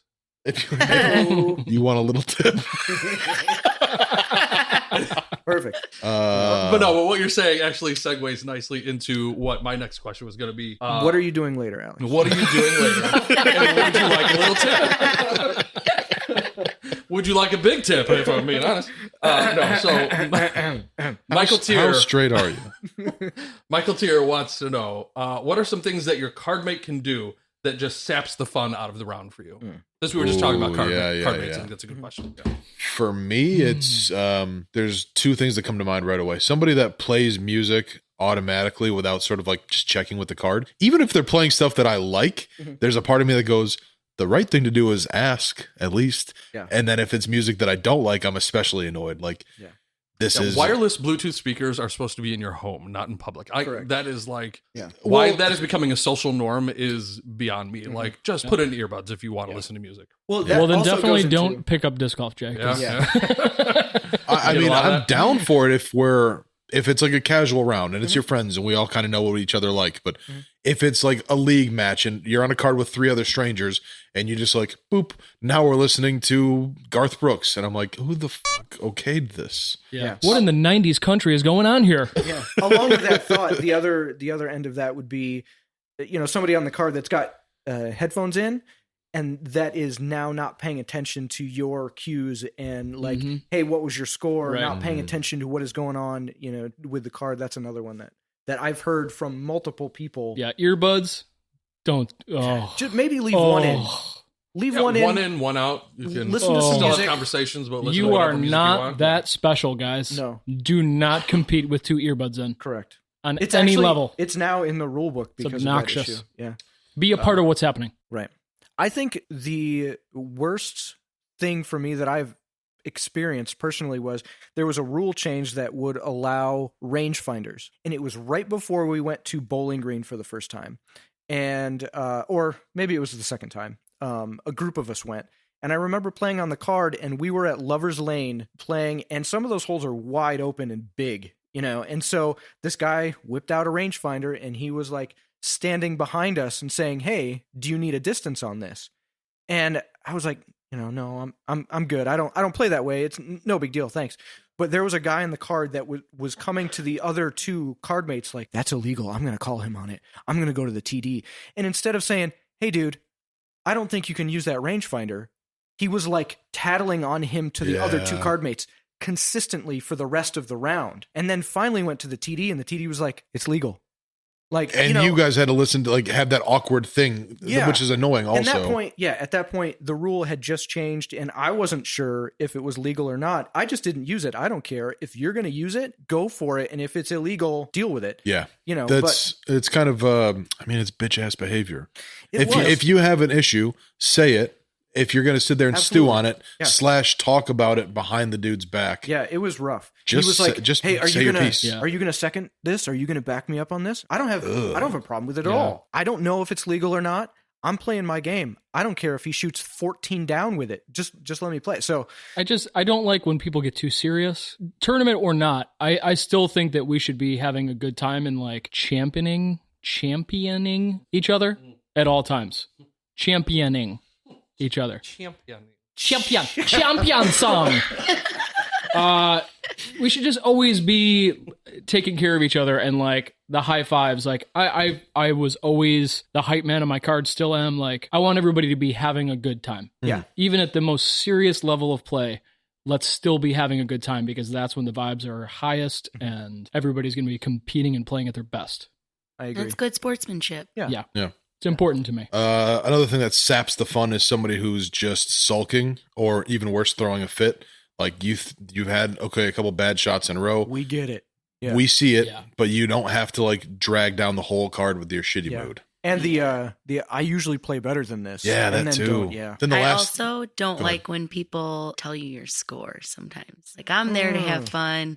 And when someone will be like, having a good time and then someone's like, "Oh, you're only beating me by 1 or whatever," it kind of. Hey, did you know you're throwing a no-hitter? Right. Yeah, right. Dude, I generally think about it now. Yeah. I generally don't want to know my score just because in my head I think I know my score and I want to see if I'm right. Like it isn't like if I'm going to do better or worse and if I know my score then it's going to get in my head. I don't know, I play a little game with myself and try and be better than I think I was. Mm-hmm. It's always like, "Oh, I think I'm 2 down. Oh, I was 4 down. Oh, that's awesome." Yeah, I don't really like to know my score either. Yeah, I don't either. Yeah. Just ask before you tell someone their score. I agree. I think. All right, this is a great question. It's kind of COVID related, which now's the best time ever to talk about it. COVID what? Yeah, I think we're still at 19. I think COVID-19? COVID-19. Okay. Yeah, I don't think it's evolved yet. Okay. What practice routine do you have when you can't get out to a course? I think that's a fantastic question to talk about right now. I don't have one. I don't have a practice routine. I wish I did. You know what's stupid is sometimes when I'm just killing it on Disc Golf Valley, I'll feel like, man, I got to get out on the course. I'm like dialed in right now. Dude, yeah. and I know it's dumb, but I'll be like, I just feel like I understand the physics of the disc so much more right now. I'm swiping my finger just perfect. Let's get out there. Or just like reading the wind correctly. No, I know. Yeah. But really, I don't have much of a routine. You know what? Which is why I'm a career rec player. I pay attention more to the wind and all the other factors in that game than I think I normally do playing disc golf. Of course. Like, I don't think about Well, if you had a device that told you the wind is going this direction, 3 miles an hour, you would factor it in. But the best you can do is like lick your finger and hold it up the air and go, I think it's going this direction. Yeah. Is that a little heady? I don't know. I don't compete much these days, but my practice routine, and you'll see me out doing this at the shop most days when it's slower, is working on that 200 to 225 upshot. Yeah. And then like having a stack of putters and throwing at 2 to 225, and then trying to make those realistic lie putts instead of lining up a stack at 15 feet. Work on two things at once and kind of two bird, one stone. If you have two baskets, I've got the two outside the shop here. So that's my routine. That's what I always work on. My favorite is to watch people's putting routine before a tournament is to line up 50 footers and just try and bang those out all day. You're not going to do that. Unrealistic. Line up some 15 footers, get some confidence, go out to the course and play. You're going to make 1 out of 10 50 footers.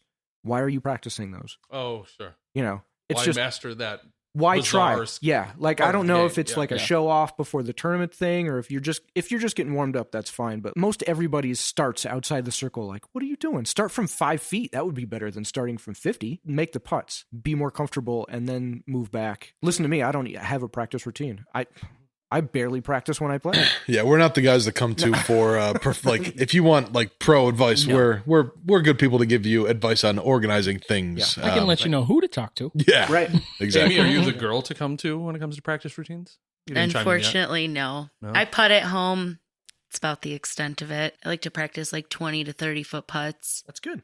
I think that, Great. in the women's disc golf game, I think the short game is most important for us. Right. Up shots and putting. So it's about all I do is putt. Practice those 20 footers. Yeah. I didn't say at the top. That question came to us by Josh Stoyak. Josh Stoyak. Stoyak. You want to do some non-disc golf related questions? Yeah. Sure. Yeah. Those are the ones that I Wait, last disc golf related one. Would you date a guy that you can beat in disc golf? I mean, I know you're married, but Hell yes. That's the dream, right? That was an easy one. Yeah. All right, moving on. Okay. That one came from, you said Mike Comise? Yeah, Yep. MJ Comise. MJ Yeah. I Comise. saw that. He always helps at Frenzy too. He's good. Yes, he too. does. Yeah, he does. Mm-hmm. All right. So our first non-disc golf related question comes to us from Adam DeBoer. Anybody know? Yep. I know Adam. DeBoer? Yep. Okay. He wants to know which one is better, The Office or Parks and Rec? Come on. Adam. Now, bear in mind, there's a brand new Parks and Rec episode that just aired last night. It doesn't matter. Desperate. It's desperate. It doesn't matter. A desperate attempt to try to top The Office is what you felt It that will episode never was? happen. Here's my current situation. I watched The Office up until a few episodes after Michael Scott Michael left. leaves. Yep. You haven't Falls finished the apart. whole And series? I haven't finished, but I've been slowly inching through it, and it's been rough, right? So I took a break. Get over it. He's Yeah. right. It's a little rough. It's rough. Once took he a break. leaves, Once Steve It's- leaves? Yes. It's not rough. It's just Yeah. not as like, if it was an 11 out of 10 before, it dips down to like an 8. Sure, I'm looking for 11s. Okay? Right. Is So- Parks and every Rec episode prior to Parks that and was. Rec at that level the whole way through? Have you finished it? No. Well, talk to me Okay. when you finish. But I started, yeah, ooh. I started I got watching beef. Yeah. I started watching Parks and Rec. Smells like beef. And for a while, I felt like Parks and Rec, like I'm relating to this more. I'm feeling this more. I want to watch this more. I kind of bowed off of that for a little bit. Last night, I watched an episode of The Office, and I am back on that train. Thank you. 100% back on the train. Like, Wait, back on the Office train. yes, Okay. absolutely. Yeah. When you first discover Parks and Rec, it's like, oh, this is just like The Office, and it's like it scratches that same itch, Mhm. but it's a second tier Office. It I mean, is, it's just a tiny notch You know, below. and the episode I watched was they had the saber, the triangles, and they were Yeah. trying to open the store. And Yeah. then at the end of the episode, spoilers, they were gonna can Dwight. And yeah, Jim comes saves back him. and saves him. And like that whole episode was just like, Jim, I love you, man. Yeah. Like, oh, I'm back on the train. So Yeah, yeah, dude. it felt that's good. exactly So, why it's the answer is definitely The Office. Mhm. Because, and I'll probably catch a little hate for this, I didn't watch The Office because of Michael. My favorite character is Creed. Jim and the whole relationship between Jim and Pam, because Yeah. I'm mushy like that. Yeah. And Is- Jim and Dwight. Yeah. I mean, the relationship between Jim and Dwight and Jim and Pam was like why I watched the show, and they were there Yeah. the entire time. So Michael was the icing on top. Don't get me wrong. I love his character, but when he left, it didn't make me didn't change anything like for you? the show No. any less. no, I'm back on the train. I'm still disappointed he's not in it, but it's still good. It's still great. They had to reach a little bit in the final seasons, but So it's what, still what I good. don't like about the final season is the writers were still writing Michael Scott, but it was Andy saying the lines. And to me, that's very apparent because the Yeah. things they had Andy saying, he wouldn't have said if you watch that character Oh, yeah. grow throughout He the changes show. completely. He changes completely. They were still writing Michael Scott as if Steve Carell was there, and he wasn't, and that's why it became so apparent to me it fell apart. And I don't Amy, like do you that. have an But opinion about this? Okay. I don't know if everybody realizes Parks and Rec was originally written as a spin-off of The Office. That's why Rashida Jones is in it. It was going to be a spin-off of her character. I did not know that, Yeah. but there's a lot of characters that appeared on The Office that are in Parks and Rec. Yeah. Right, exactly. Yeah, Rashida Jones, her character. Oh my God, why am I drawing a blank? Karen Filippelli. Karen Filippelli. Filippelli.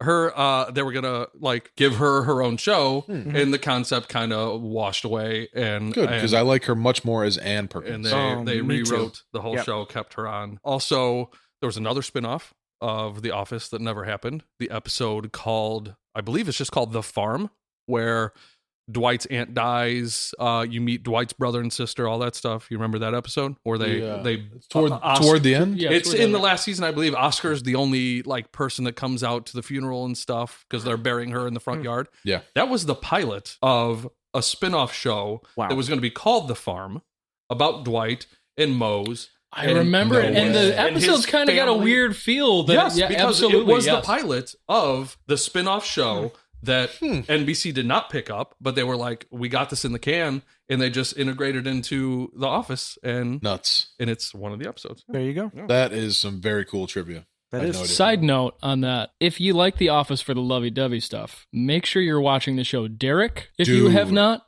Dude. and Afterlife, if you have not. Afterlife like is had the- me, I'm in the shop yesterday, bawling at Afterlife. So good. Got me fucked up. What streaming service is it on? It's Netflix. Netflix, both of them. Derek and I Afterlife. know Are you Derek. kidding I me? love Derek. Afterlife. I've never even heard of this show. It's Ricky such a Gervais's sleeper. new show, dude. It's so good. I've not heard It is anyone else as talk good about it. as Derek, dude. Well, I love Derek. Derek was fantastic. Yes. Sean, you're the first person I've heard talk about the show, literally. And I was like every single day checking Netflix, like, is season 2 out yet? Is season 2 out yet? Yep. And it just dropped the other day. Yep. God, is it good. So good. Liz asked the question about what TV show does your wife watch that you claim to hate, but is secretly your guilty pleasure? Just say the show that she's talking about, Doug. Yeah. Yeah, she's talking about. Let's just get clear to she watches let's cut to that the chase. It's not even a thing. She just wants to think it's a thing. It's 90 Day Fiance, which I despise. It's I think it's a poison on American society. She clearly thinks you like it. She thinks I like it, but what I guess I love to hate it. Like, Okay. I'll be like, God damn it, you're watching that show again, and then I'll be like doing my own thing, and I'll turn my head like, what did he just say? God damn it! Like, I just can't stop getting involved, but I actually hate it. But there's a reason why people like shows like that sometimes, and I think it's people like to hate things. So I'm not going to call it a guilty pleasure because if it went away like to that bitch Carol Baskin. There we go. yeah, My husband would say The Challenge on MTV. what is the challenge? You watch Love that show. Oh, my fiance is obsessed with that Really? show. Oh God, yeah. Oh, Challenge? dude, I Yeah, love it, and MTV. he It's watches like all it, and he originally secretly started loves people it too. from Does he complain about it? Okay, yeah. Stuff, and they would Yeah. compete Yes and challenges no. all. True story. Because he'll want to watch something else, but Mm. we'll be watching that. It's good. All right, our next non-disc golf related question is submitted by somebody who's in the room, so I'm going to let her ask this question to the three of you, and hopefully not me. How much can you bench? Ooh. It's been a long time since What year is it? Yeah, I haven't Yeah. benched anything. I haven't worked out as far as like since high school. Same. I mean, you wouldn't Yeah. be able to tell by looking at me, but I don't work out at all. So we don't know a number, but we So- did have half an idea to Yeah. solve this. Let's do it. We were talking about doing a push-up contest. Boom. So stupid. I think we should do it. You're I think you doing just it. go down. do as many as you can, and Should then you're done. we do each of us try to do a certain amount? I would love it if the three of you were laying on the floor right over here. I don't want to go at the same time. I recorded, and you guys just kept I going think- until you couldn't go anymore. think we all we'll have to see go who at the the same winner time. is. Okay, Yeah. and we'll just go down same pace, Okay. and then whoever was the last man standing wins. I guess we got to do this. We got to do it right now? I'm, Or are we- Yeah. I'm Yeah? prepared to get annihilated, but let's Full? give it a whirl. Or are we talking? Can we go girl style too? It is. Hey, it's the ladies The episode. ladies I gotta episode. ask. to be fair, Amy that's the ladies episode. Has to make that rule. Yeah, Amy, make the rule. Can they No, Toes or knees? unless you Toes are or a girl, knees? you No can't Toes, do girl got it. push-ups. She's laid down the law. Yeah, All right, full nicely done. push-ups. Yeah. Full Oh push-ups. my God. It should be filmed. Yeah, I agree, Yeah. because this will be fun Yeah. content to put out Yeah. later. Yeah. All right, let's do it. Who's going to count? I'll count. Okay. All right. Ready? 3, 2, 1. 1, 2, 3. 2 hours later. And we're back. Slightly out of breath. We just had our push-up contest, and I was the first one out. I thought I was going to get to 20. I got to 11, so that's really great. Sean, I made second it one to out. 20. I dipped out at 20. I Dipped gave out it at to Dad. 20. Yep. And Let him have Dad takes it down, embarrasses everybody. Yep. Sorry. I've got Nice a job. very low body fat index. Same, but I mean, It helps. That's the only thing that helps. thanks I for think. submitting that question, Yeah. Amy. Great Yeah. stuff. Awesome. Really good stuff. We don't know if this will make the final edit of the podcast, No, but it was it's great. okay. that you did it. It's okay. I wasn't expecting it to be brought up at all. I but won't was be able only to feel kid- my I was only arms to kidding. edit Yeah. this, but that's fine. Slapping her. We'll have the video of that contest online soon. Yeah. Hey, does anybody have beef with anything this week? No, not me, but I think somebody might. So I don't normally have beef. Normally I'm a beefless guy, right? Vegetarian. I normally go vegetarian in life, but if I hear one more goddamn commercial that starts off in these unprecedented times, In these troubled times. I'm going to lose my mind. Damn, we were going to do one. Can't, now I'm being marketed to Correct. because of COVID-19. Right. And I'm smart enough to recognize when that happens, Yeah. and it makes me furious. Yeah. We're all in this together, but let me help you buy a house. Oh Yeah. my God. I can't stand it. Like, the worst is like these super sentimental commercials, and it's Burger King. Right. And I'm like, just make fucking Whoppers. I don't need you to be sentimental Yeah. with me right now, We're Burger aware. King. Burger King. It's, oh my God. Especially because you know it's not out of some sense of doing the right thing. It's not. always because it went through the corporate machine and they determined if we make this commercial, we will make this much more money. We ran the numbers, boss, Exactly. and we'll see a growth of 13%. I know exactly that's how these conversations start. sure. Exactly. And I absolutely hate it. I can't stand it. Yeah. It's driving me nuts. No, I don't blame you one bit. So we won't do the Unstable Discourse COVID commercial we were planning on doing now that we know how you feel, Jason. Yeah, we recorded in the these whole thing. unprecedented times, we'll please delete it. listen to Unstable Discourse. We're with you. all the We're way. there Stronger for you. together. It's like I'm trying to watch TV to not think about this It's right TV. now. It's radio. The It's marketing. It's The marketing Yeah. is just the You ads don't in need between a constant podcasts. You can't get reminder. away from it. Yeah. Every company has re-recorded their commercials to include an unprecedented time. Yeah. I get it. Can I have a moment where someone's not talking about COVID-19 right now? Yeah. Right. Drive me nuts. Yeah, we're coming toward the end here, so we got to get our trivia question in. Jason, what do we have in store for the listeners? Jason here. Bag of Tricks. He's arrived. Bag of Tricks Entertainment bringing you tonight's Trivia Corner. Great job to the handful of people that answered the question last week. That was a lot of fun. Yeah. In keeping with that theme, this week's trivia question is, I want you to tell me what you think Alex, Ryan, and Sean's favorite breakfast cereal is. Everybody has that one breakfast cereal that either reminds you of when you were a kid and you're sitting in your underoos watching He-Man and eating your favorite bowl of cereal, or as an adult, you just love the flavor, whatever it is.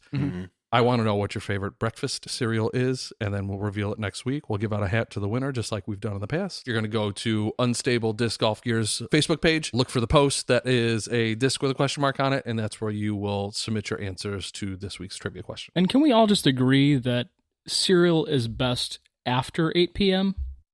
I have eaten more Brinners as an adult Yeah.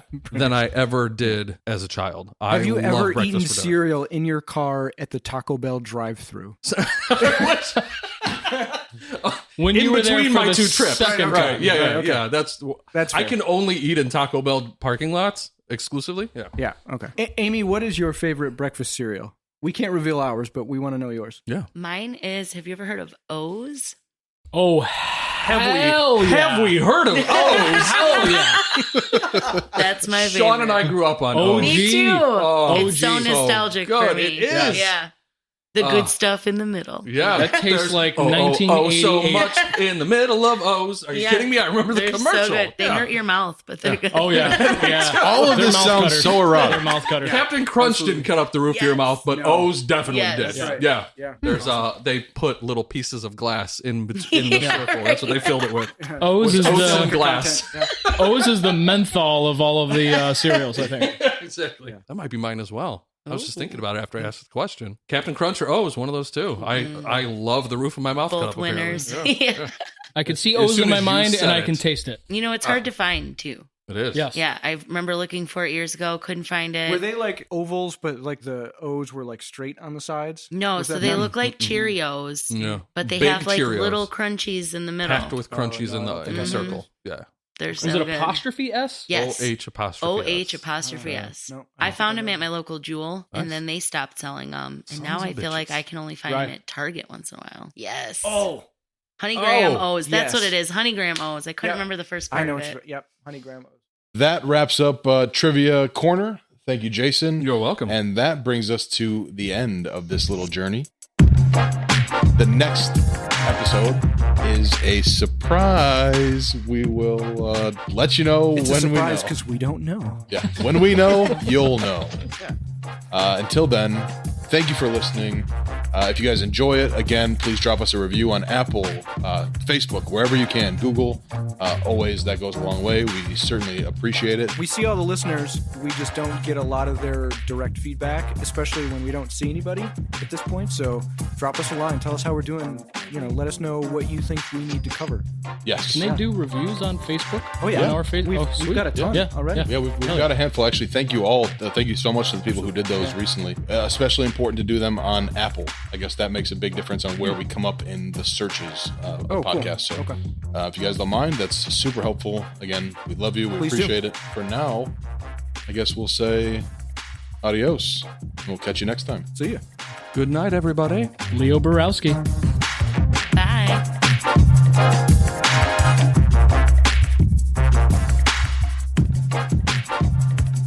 Unstable Discourse is a Top Secret Studios production.